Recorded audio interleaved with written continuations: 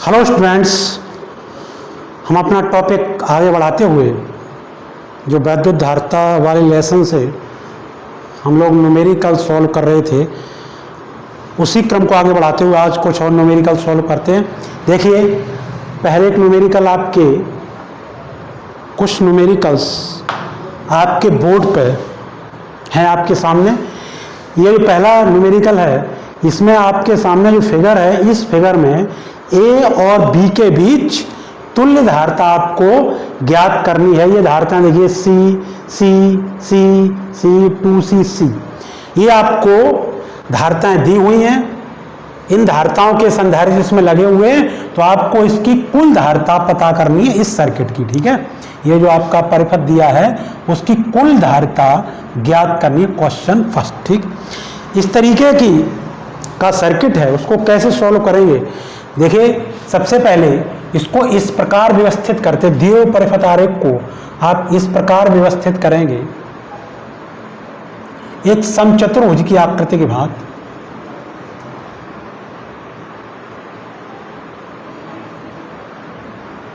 दिए हुए परिपथ आरेख को इस प्रकार से व्यवस्थित करेंगे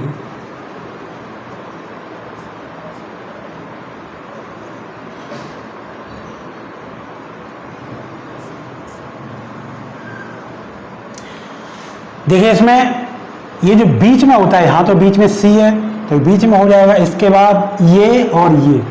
ठीक, ये और ये और आपका ये और ये इस तरीके से लगे होंगे, ये और ये और ये। यहाँ पे जो भी धारिता का संधारित्र लगा हो वो इस साइड में रखेंगे, इनको यहाँ लगाएंगे, और यहाँ पर जो लगा हुआ वो और यहाँ पर लगा है उसको इस साइड में लगाएंगे, और ये बीच में आ गया। इसके बाद एक और बचा, इसको यहाँ पे लगा देंगे ऐसे, इस तरीके से। ठीक, ये आपका बी पॉइंट हो जाएगा और ये ए पॉइंट हो जाएगा। इस तरीके से इस सर्किट को हम पहले बना लेंगे, इस तरीके से इस परिपथ को तो इस परिपथ को इस तरीके व्यवस्थित करेंगे। अब आप यहाँ पे देखिए, आगे पढ़ोगे, यहाँ इस भुजा में जो धारिता है उसका और इस भुजा में जो धारिता है उसका रेशियो देखेंगे तो कितना हो जाएगा, C/C = 1 आया। इसी तरीके से इस वाली भुजा में जो धारिता है वो और इस वाली भुजा में जो धारिता है वो, इनका रेशियो देखेंगे तो C/C = 1।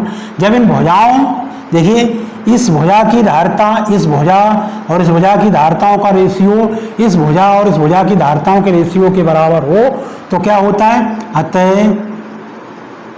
यह एक संतुलित व्हीट स्टोन सेतु है। व्हीट स्टोन सेतु आगे वाले लेसन में पढ़े, आगे यूनिट में पढ़ेंगे। तो ये एक संतुलित व्हीट स्टोन सेतु है। ये जब संतुलित है तो इस कंडीशन में इसका मतलब है इसके इस सिरे पर विभव और इस सिरे पर विभव बराबर होगा, अर्थात इस वाली भुजा, ये जो भुजा है, इस भुजा में जो ये धारिता है, इस धारिता के लिए विभवांतर क्या होगा, 0 होगा। जब विभवांतर 0 होगा तो इसमें जो धारिता है या इसमें जो संधारित्र लगा हुआ है वो संधारित्र आवेशित नहीं होगा। ठीक है, तो ये संधारित्र आवेशित नहीं होगा, अतः संधारित्र क्या होगा, ये बीच वाली भुजा में जो संधारित्र लगा हुआ वो आपका क्या होगा, निष्प्रभावी होगा। ठीक है, इसलिए अतः बीच वाली भुजा में लगा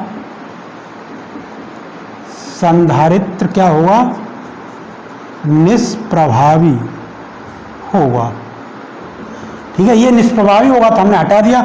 अब आपको दो क्लियर समझ में आ रहा होगा कि ये और ये किसमें जुड़े हुए, श्रेणी क्रम में। क्यों, इसकी ये प्लेट, इसकी पहली प्लेट कहाँ से जुड़ी, यहाँ भी सोर्स से जुड़ी है। अगली प्लेट आप देखिए, अगले संधारित्र की अगली प्लेट से जुड़ी हुई है, बीच में कोई स्रोत नहीं।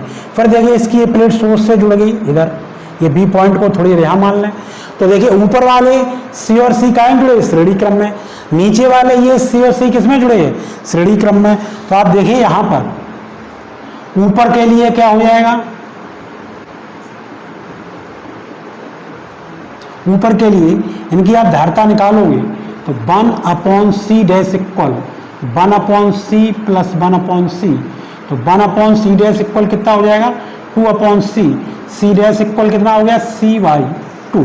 ठीक है, इसी तरीके से देखिए आप c डबल डैश इक्वल नीचे के लिए भी क्या हो जाएगा c/2। ठीक, तो अब देखिए ये अगर हम हटा दें, केवल एक कितने का लगा दें, देखिए यहाँ पे इस तरीके से एक संधारित्र लगा दें जिसकी धारिता कितनी होगी c/2। इसी तरीके से आप ये देखिए एक नीचे लगा दें जिसकी धारिता कितनी हो है c/2। ठीक, तो अब आप देखिए कि ये c/2 और c/2 किसमें है, समांतर क्रम में। तो समांतर क्रम में ये देखिए ये और ये किसमें, समांतर क्रम में। तो आप लिखेंगे c डैश व c डबल डैश समांतर क्रम में जुड़े हैं, इसलिए जब समांतर क्रम में जुड़े हैं तो देखिए c triple dash equal c/2 plus c/2 that is c, ये किसके इक्वल हो जाएगा c के इक्वल हो गया। अब आप देखिए यहाँ पे ये सब हटा दीजिए, केवल कितने का एक लगाइए, सिर्फ c का, ये कितने का लगाइए c। ठीक, और ये आपका कितने का लगा हुआ है, ये 2c का लगा हुआ है। तो आपको क्लियर दिखाई दे रहा है c और 2c ये किसमें है, श्रेणी क्रम में है। ठीक, जब ये श्रेणी क्रम में है तो अब a और b के बीच तुल्य धारिता कितनी आ जाए 1/c प्लस 1/2c। ठीक है, तो देखिए इनका एलसीएम कितना आ जाएगा, इनका एलसीएम आ गया 2c कि c a b इक्वल कितना आ जाएगा 2/3c। ठीक, उल्टा हो जाएगा 2c/3, तो इनकी तुल्य धारिता ये आ गई। ठीक है, इस तरीके से हम इनकी कुल धारिता निकाल लेंगे, इसकी हमने निकाल ली। ठीक है, अब आप नेक्स्ट देखिए, नेक्स्ट इसको देख लीजिए, इसका नेक्स्ट देखिए।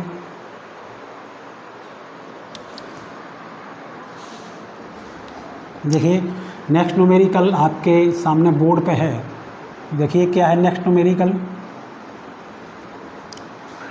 नेक्स्ट न्यूमेरिकल में भी हमको क्या करना है, ये जो आपके सामने है बोर्ड पे, यहाँ पर भी a और b के बीच तुल्य धारिता ज्ञात करनी है।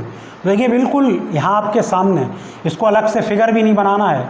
यहाँ पर देखिए इस भुजा की धारिता और इस भुजा की धारिता का रेशियो और इस भुजा की धारिता का रेशियो बराबर आ गया 2/2 = 1 और इधर भी 2/2 = 1। ठीक है, तो क्या होगा जब ये धारिताओं का अनुपात इक्वल होगा, बराबर होगा, तो ये क्या होगा एक संतुलित बीट डिस्टेंस सेतु होगा। अतः बीच वाली भुजा में जो धारिता है, जो संधारित्र लगा हुआ है, वो क्या हो जाएगा निष्प्रभावी हो जाएगा। ठीक, तो यहाँ पर ये आपका निष्प्रभावी हो जाएगा। अब देखिए सीधा सीधा ऊपर वाले किस में जुड़े हुए, श्रेणी क्रम में, ये किस में जुड़े, श्रेणी क्रम में, फिर वो किस में जुड़ जाएंगे, समांतर क्रम में जुड़ जाएंगे। ठीक है, इस तरीके से आप ये क्वेश्चन सॉल्व कर सकते हैं। ठीक, अब देखिए अगला क्वेश्चन, इसी तरीके से अगले क्वेश्चन, ये देखिए अगला क्वेश्चन है, इसको भी, ये जो अगला क्वेश्चन है इसको हम इसी तरीके से व्यवस्थित कर सकते हैं। क्वेश्चन 3, पहले इसको कैसे व्यवस्थित करेंगे, दिए हुए प्रश्न को निम्न प्रकार व्यवस्थित कर सकते हैं। हमने आपको क्या बताया, क्या बना लोगे, एक समचतुर्भुज। ठीक, ये एक समचतुर्भुज की भुजा, इस भुजा में देखिए कितनी धारिता है, ऊपर से चलेंगे 3 माइक्रोफैरड है। ठीक, फिर देखिए आप इसके बाद एक ये वाली भुजा,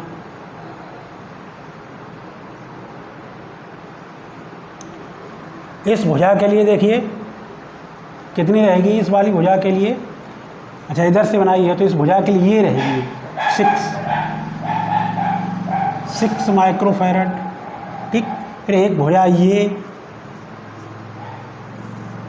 इस वाली भुजा के सामने ये। ठीक है, तो ये कितनी रही, देखो आपकी रही आपकी 3 और ये 6, इसके सामने ये 6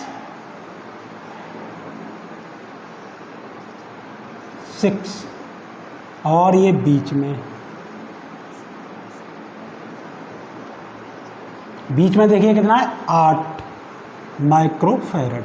और ये आपका पॉइंट कौन सा है, ये बी पॉइंट है और ये ए पॉइंट है। ठीक है, तो बहुत सिंपल है, बिल्कुल इस तरीके से व्यवस्थित कर लेंगे। व्यवस्थित करने के बाद अब आप देखेंगे कि यहाँ देखिए ये इस भुजा में, इस भुजा की धारता अपॉन इस भुजा की धारता कितनी हो जाएगी, इसका रेशियो कितना हो जाएगा 3/3 = 1। इधर भी 6/6 = 1। ठीक, तो इसका मतलब क्या हो, ये संतुलित, ये जो हमारा सर्किट है वो एक संतुलित हीट स्ट्रेंथ सेतु है। ये संतुलित हीट स्ट्रेंथ सेतु होगा तो क्या होगा, ये इस जो बीच वाली भुजा की धारता है इसके लिए इस सिरे पर और सिरे का विभव इक्वल होगा। जब विभव एक बराबर होगा तो इसके सिरों पर विभवांतर 0 होगा। विभवांतर 0 होगा तो ये जो संधारित्र लगा ये क्या होगा, ये आवेशित नहीं होगा। जब ये आवेशित नहीं होगा तो ये निष्प्रभावी हो जाएगा। इसको हम लोग क्या करेंगे, हटा देंगे, निष्प्रभावी है। अब आप बड़े आराम से इसको सॉल्व कर लेंगे। 3 और 6 किस में जुड़े हुए हैं, श्रेणी क्रम में। फिर नीचे के 3, 6 श्रेणी क्रम में जुड़े हुए हैं। ठीक है, फिर आपस में समांतर क्रम में जुड़ जाएंगे। ठीक है, इस तरीके से ये भी हमारा क्वेश्चन सॉल्व हो जाएगा। ठीक, नेक्स्ट देखिए, नेक्स्ट इसको आप देख लीजिए, इसका नेक्स्ट देखिए। नेक्स्ट हमारा क्वेश्चन कितना है 4, क्वेश्चन 4। ये क्वेश्चन 4 देखिए आपको बोर्ड पे ही दिखाई दे रहा है। इस क्वेश्चन में क्या है कि 4 माइक्रोफैरड 6 माइक्रोफैरड धारता के दो संधारित्र आपस में श्रेणी क्रम में जुड़े हैं। और देखिए नीचे से 4 ओम और 5 ओम ये दो रेजिस्टेंस यानी दो प्रतिरोध, ये प्रतिरोध इसके जस्ट आगे लेसन पढ़ेंगे। ये प्रतिरोध का चिन्ह होता है, प्रतिरोधों का क्या प्रतिरोध होता है आगे सब पढ़ेंगे पूरी थ्योरी। तो ये 4 और 5 ओम के दो प्रतिरोध आपस में श्रेणी क्रम में जुड़े हैं।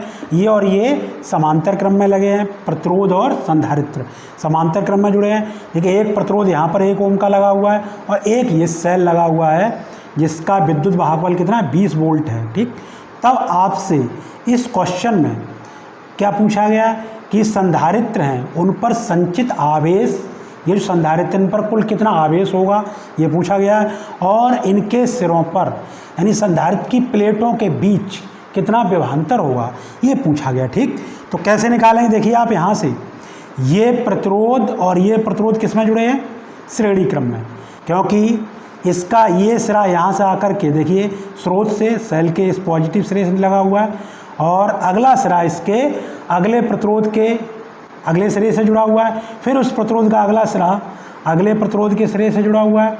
फिर इसका ये सिरा किससे जुड़ गया, बैटरी के दूसरे ध्रुव से। ठीक, तो इस तरीके से ये भी किस में जुड़े, ये तीनों प्रतिरोध हैं वो यहाँ किस में जुड़े हुए श्रेणी क्रम में जुड़े हैं। ठीक, तो यहाँ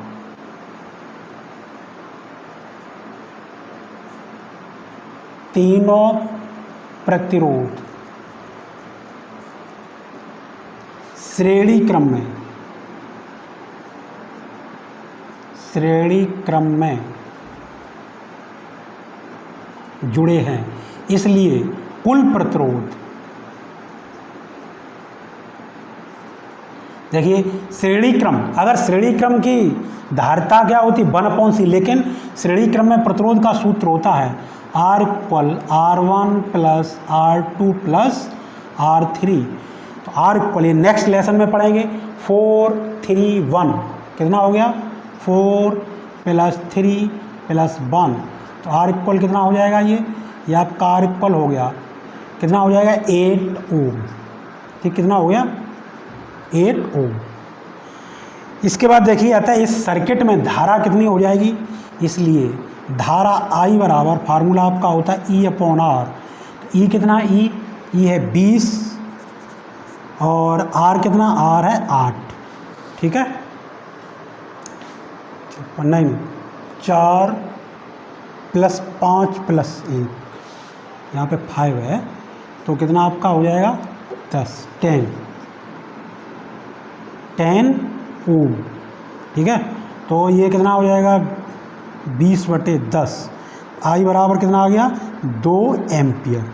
इसका मतलब इस परिपथ में इस सेल के कारण कितनी धारा बहेगी वो इधर से होकर के बहेगी 2 एम्पियर। ठीक, जब 2 एम्पियर की धारा इन प्रतिरोधों में होकर के बहेगी तो प्रतिरोधों के सिरों पर वोल्टेज कितना हो जाएगा? प्रतिरोधों के सिरों पर विभवांतर, आप देखिए विभवांतर V इक्वल आई आर। यहाँ पे 2 प्रतिरोध लगे, वो कौन कौन से 2 प्रतिरोध लगे थे? R1 प्लस R2, ये दोनों श्रेणी क्रम में लगे हैं। हमें इनके सिरों पर विभवांतर निकालना है। अतः ये यहाँ पे कुल प्रतिरोध देखेंगे तो ये दोनों श्रेणी क्रम में जुड़े हुए हैं। ठीक, इसको हमने R1 माना तो इसको R2 माना, इसको R3 माना है। तो आपका देखिए यहाँ से कितना हो जाएगा? I की वैल्यू कितनी है? 2 और R1 4 + 5, 4 + 5 तो कितना हो जाएगा? 18 वोल्ट। ये इनके सिरों पर विभवांतर हो गया। ठीक है, जब प्रतिरोधों के सिरों पर इतना विभवांतर हो गया तो प्रतिरोधों के साथ ये जो संधारित्र हैं वो कौन से क्रम में जुड़े हुए हैं? ये समांतर क्रम में जुड़े हुए हैं। तो संधारित्रों के सिरों पर भी इतना ही विभवांतर होगा। कितना होगा? 18 वोल्ट। ठीक है, संधारित्र कौन से क्रम में जुड़े हुए? श्रेणी क्रम में जुड़े हुए हैं। अतः तुल्य धारिता देखिए यहाँ से, तुल्य धारिता 1/C इक्वल कितना हो जाएगा? 1/C1। C1 का कितना? 4 + 6, तो ये कितना आ जाएगा? आपका एलसीएम हो गया 24। तो कितना आ जाए? 6 + 4 10/24। तो C बराबर कितना आ जाएगा?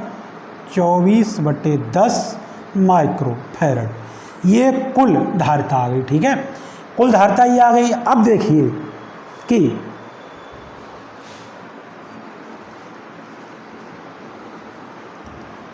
हमको क्या निकालना है? हमको निकालना है ये जो संधारित्र हैं, इन संधारित्रों की प्लेटों पर आवेश। आपने थ्योरी में पढ़ा था कि जब संधारित्र श्रेणी क्रम में जुड़े होते हैं तो उन पर जो आवेश संचित होता है उसकी मात्रा समान होती है। दोनों संधारित्रों की प्लेटों पर आवेश की मात्रा समान होगी जबकि वो श्रेणी क्रम में जुड़े होंगे। ठीक है, तो कुल आवेश यहाँ से निकाल लेंगे। देखिए कुल आवेश,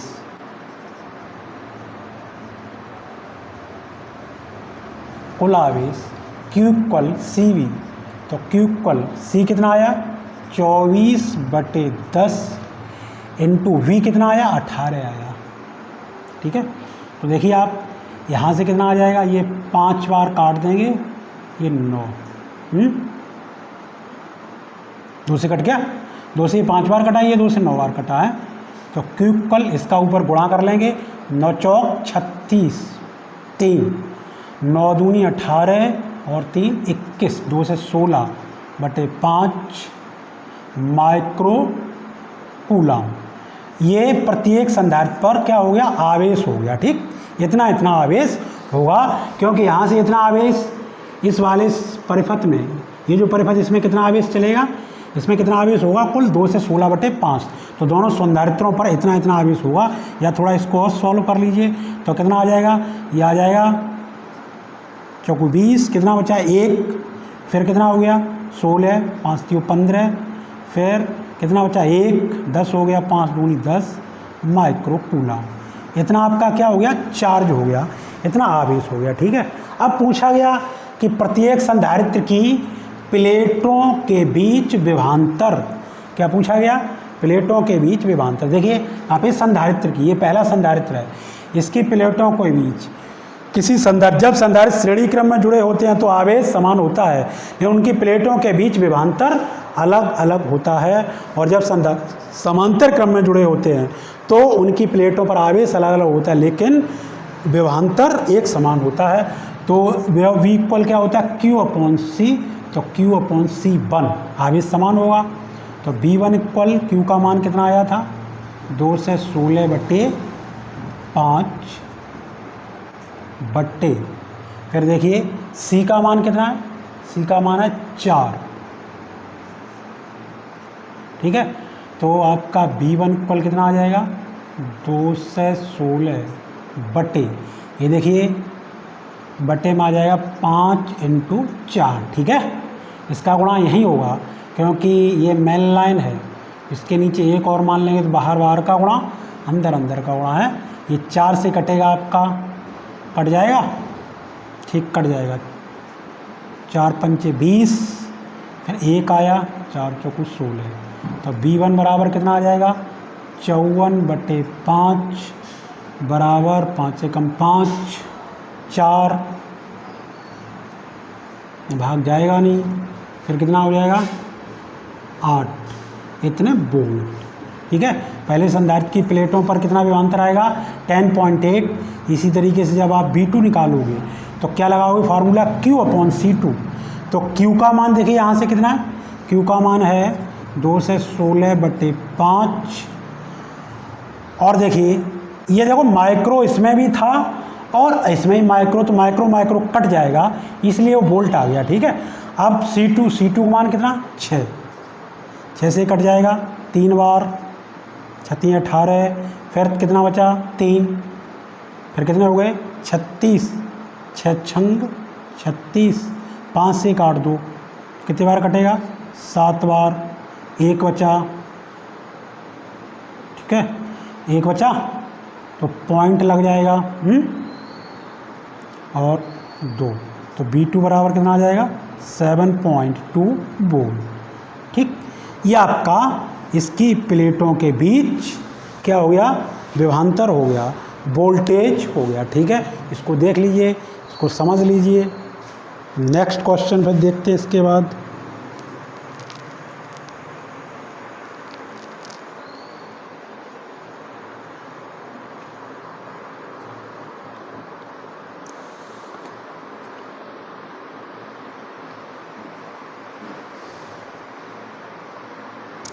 ठीक है, देखिए नेक्स्ट क्वेश्चन देखिए अब।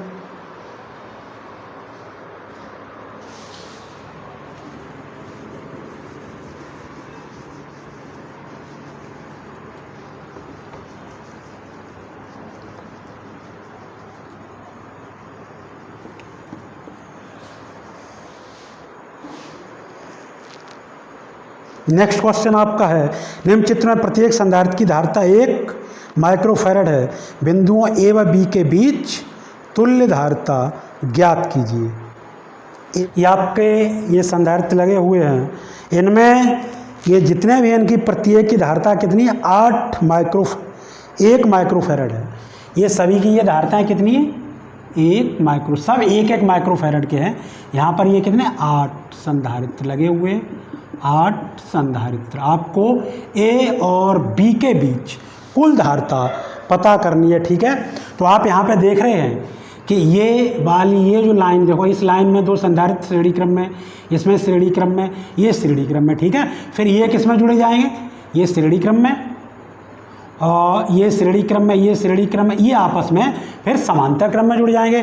ठीक है, तो इसमें हम लोग क्या मान सकते हैं, समांतर क्रम में भुजाओं में जो संधारित्र हैं, माना जो कैसे सॉल्व करेंगे इस क्वेश्चन को, माना ये हमारा क्वेश्चन होगा क्वेश्चन 5, माना समांतर क्रम में धारिताएं C1, ये वाली धारिता C1 हो गई। ठीक है, C1, C2, इसकी कुल धारिता C2 हो गई इस वाली लाइन की, और C3, इसकी C3 हो गई, व C4 है। ठीक, तब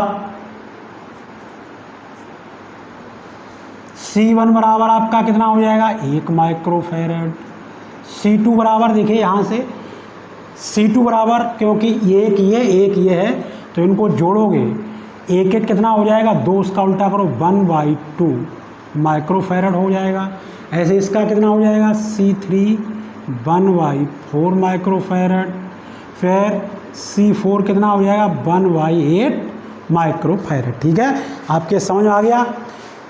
इस वाली लाइन की धारिता कितनी हो गई, क्योंकि श्रेणी क्रम में जुड़े एक ये, तो श्रेणी क्रम में कितनी हो जाएगी 1/2, इसकी 1 तो श्रेणी क्रम में 1/4, ये 8 हैं तो श्रेणी क्रम में 1/8। ठीक है, ये धारता। अब आप देखिए ये सब किस में जुड़े हुए हैं, समांतर क्रम में जुड़े हुए हैं। तो समांतर क्रम में तुल्य धारता कितनी हो जाएगी, ये आपके C1 C2 C3 C4 किस में जुड़े हैं, समांतर क्रम में, क्योंकि C1, C2, C3 व C4 समांतर क्रम में जुड़े हैं, इसलिए इनकी कुल धारता कितनी हो जाएगी समांतर क्रम में, आप देखिए समांतर क्रम में हो जाएगी C इक्वल C1 प्लस, तो हम लिखेंगे CAB equal C1 plus C2 plus C3 plus C4, तो CAB इक्वल आपका कितना हो जाएगा, देखिए 1 प्लस 1/2 प्लस 1/4 प्लस 1/8, ठीक है, ये इतना हो जाएगा। ये देखिए ये जो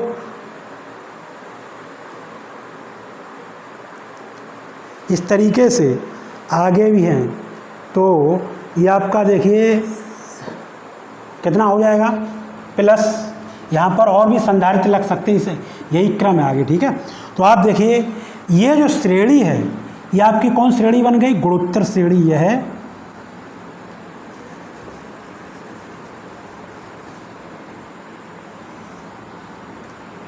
यह है एक गुणोत्तर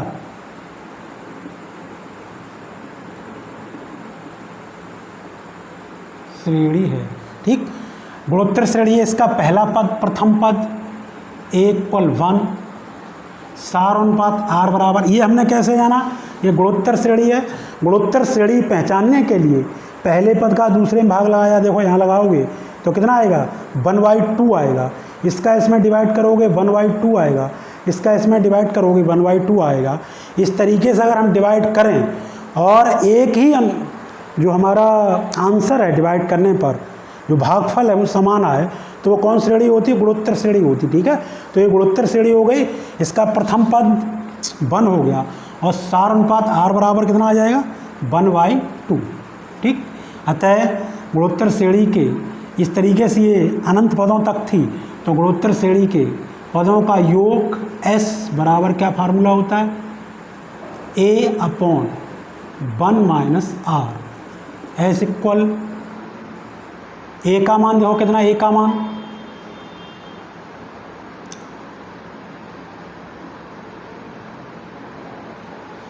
A/1 - R, तो A का मान यहाँ पे देखिए कितना है, आ जाइए, A का मान है 1/1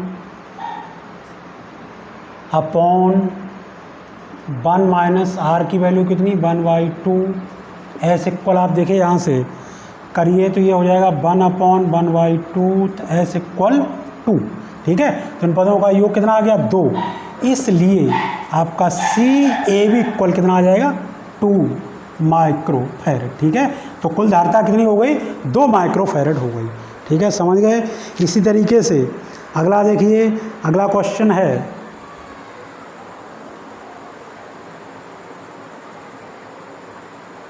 हमारा, जो अगला क्वेश्चन है वो देखिए क्या है, की बार क्या है, ये जो आपके चित्र में ये संधारित्र दिए हुए हैं इनकी धारता कितनी है, 1 माइक्रोफैरड है।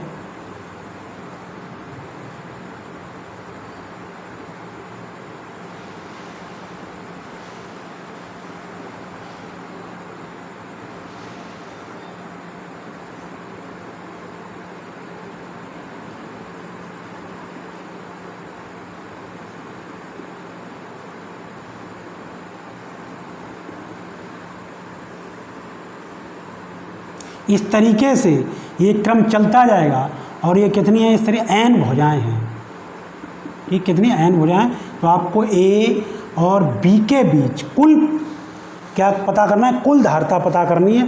ये जो जितनी आपको धारताएं दिखाई दे रही हैं वो सब कितनी कितनी हैं, 1-1 माइक्रोफैरड की हैं, और आपको क्या पता करना है, कुल धारताएं पता करनी है।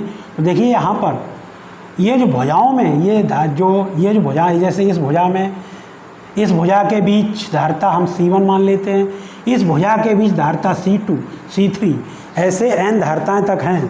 तो देखिए ये किस में जुड़े हुए हैं, ये समांतर क्रम में जो भुजाएं लगी हुई हैं, माना भुजाओं की धारिताएं C1, C2, C3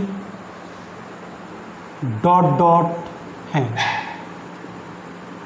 ठीक, तब आप देखिए C1 बराबर कितना रहेगा 1 माइक्रोफैरड, C2 बराबर, ये समांतर क्रम में जुड़े हुए हैं तो एक एक कितना हो जाएगा 2 माइक्रोफैरड, और C3 बराबर कितना हो जाएगा 3 माइक्रोफैरड डॉट डॉट। ठीक है, इस तरीके से n तक।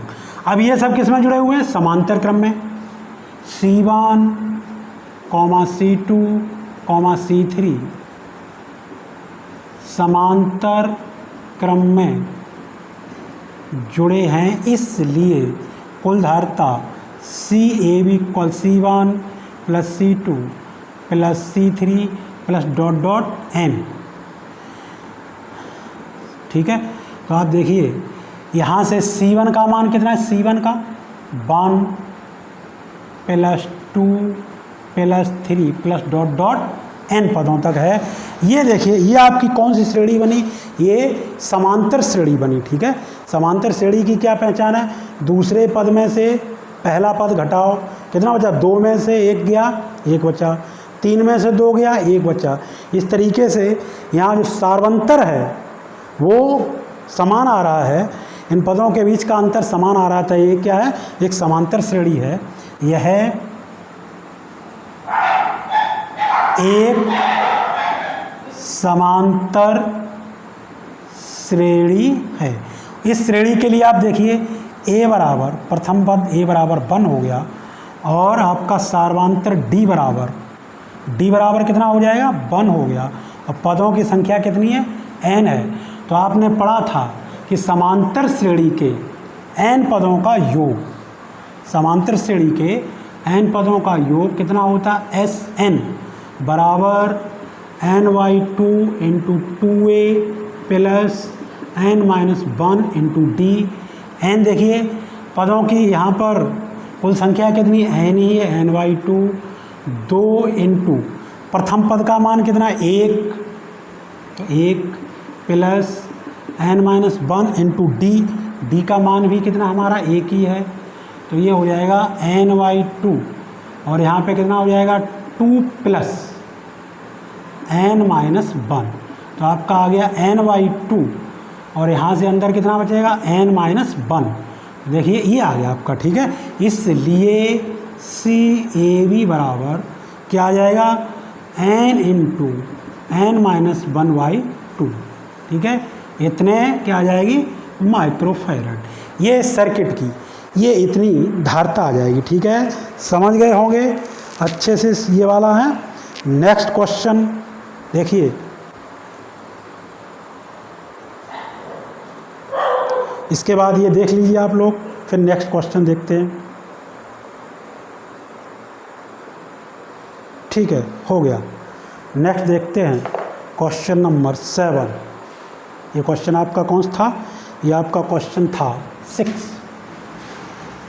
क्वेश्चन 6। ठीक है, इसके बाद हम लोग देखते हैं क्वेश्चन 7।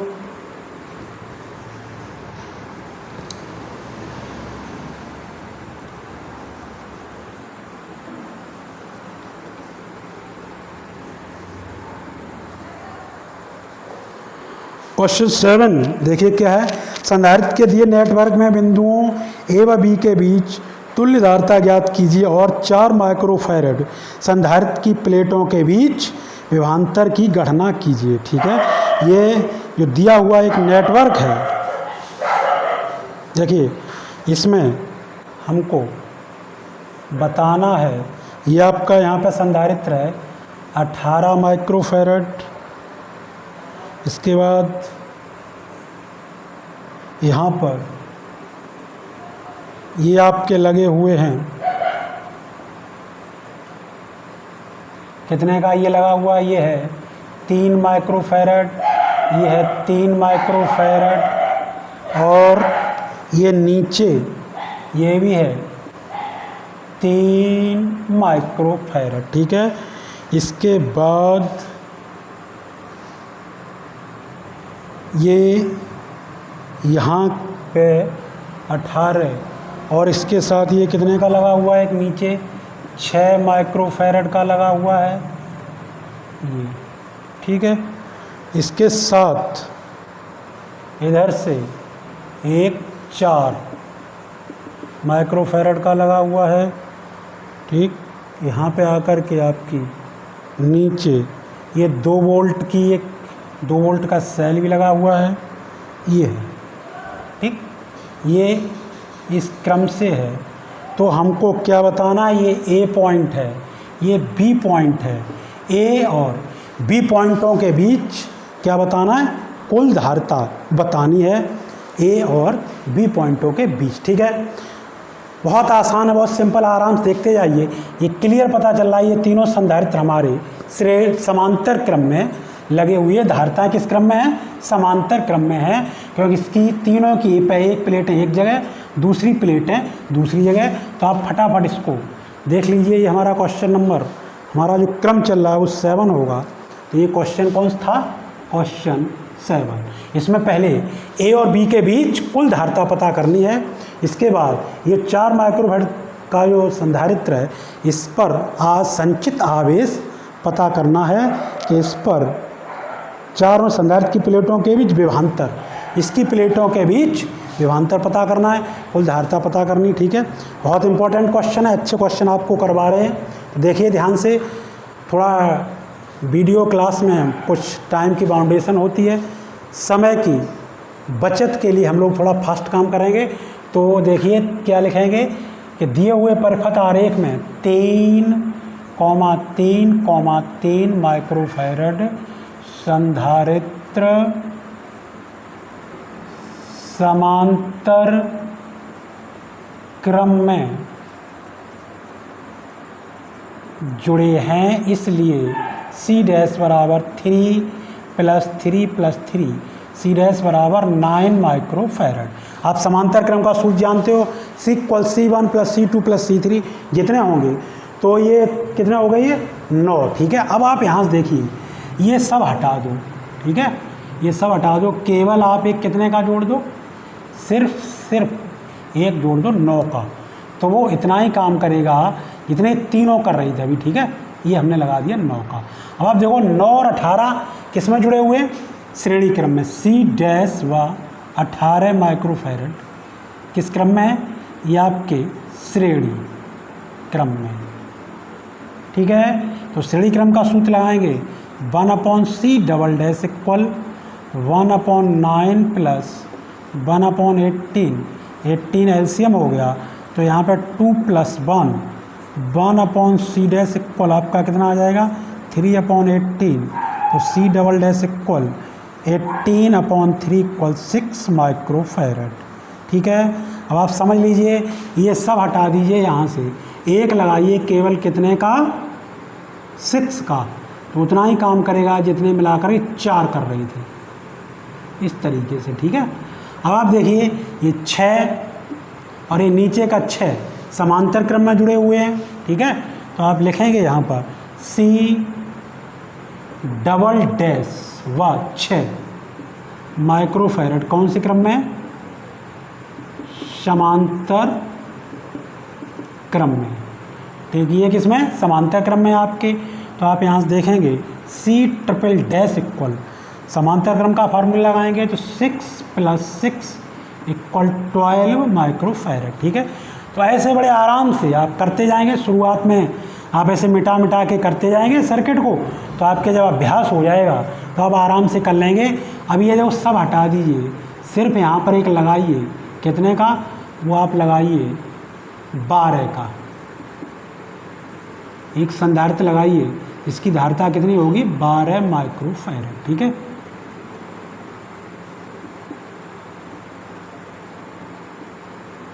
अब आप देखिए 4 और 12 ये किस में जुड़े हुए, ये आपके श्रेणी क्रम में जुड़े हुए हैं।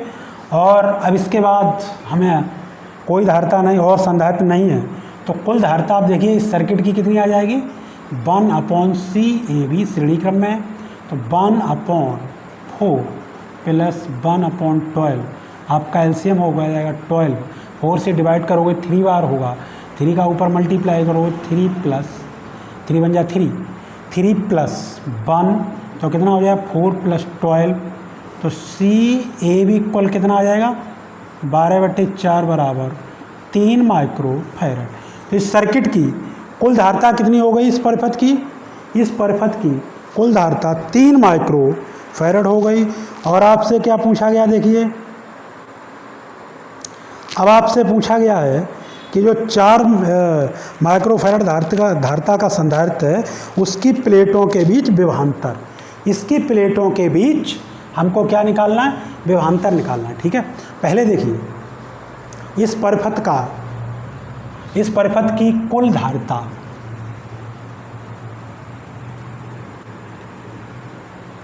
इस परिपथ के लिए C बराबर परिपथ के लिए, इस परिपथ के लिए आपका C बराबर कितना आया 3 माइक्रो फैरड। और इस परिपथ के लिए कुल विभवांतर V इक्वल कितना था 2 वोल्ट। ठीक है, ये 2 वोल्ट था। इस परिपथ में कुल कितना आवेश होगा, आवेश Q इक्वल CB। C कितना है, C है आपका 3, V कितना है 2, तो कितना आ जाएगा 6 माइक्रो कूलम। ठीक है, 6 माइक्रो कूलम आ गया। तो इतना आवेश इस परिपथ में होगा, वो आवेश यहाँ से जब प्रवाहित होगा इस वाली संधारित्र की प्लेटों पर इतना ही आवेश होगा। आगे चल कर के हमारा सर्किट वैसा हुआ था तो वहाँ आवेश डिवाइड होगा।